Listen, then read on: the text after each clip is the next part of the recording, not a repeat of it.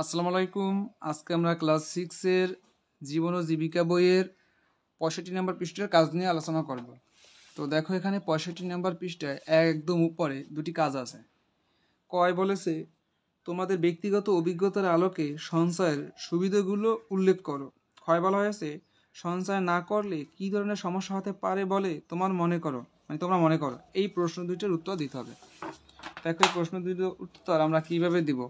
ক নাম্বার, তোমাদের ব্যক্তিগত অভিজ্ঞতার আলোকে সঞ্চয়ের সুবিধাগুলো উল্লেখ করো। তো দেখো এখানে আমরা এভাবে লিখতে পারি যে উত্তরে ব্যক্তিগত অভিজ্ঞতার আলোকে সঞ্চয়ের সুবিধাগুলো নিম্নরূপ। তারপর হচ্ছে কি যে 1 নম্বরে দুর্যোগ কিংবা অনাকাঙ্ক্ষিত পরিস্থিতি মোকাবেলার জন্য সঞ্চিত অর্থ কাজে আসে। 2, বিভিন্ন ইচ্ছা পূরণের জন্য সঞ্চয় প্রয়োজন। 3, কাউকে উপহার দেওয়ার জন্য সঞ্চয় টাকা কাজে লাগে। 4, মা বাবার আর্থিক প্রয়োজনে টাকা যোগান দেওয়া যায়। 5, অপরকে সাহায্য করতে সঞ্চিত অর্থ প্রয়োজন।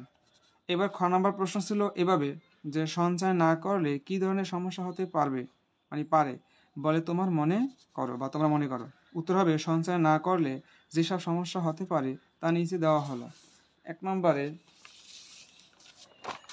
দুর্যোগ কিংবা অনাকাঙ্ক্ষিত পরিস্থিতিতে মোকাবেলা করা যাবে না। 2 নম্বরে বিভিন্ন ইচ্ছা পূরণের করা যাবে না, বিভিন্ন ইচ্ছা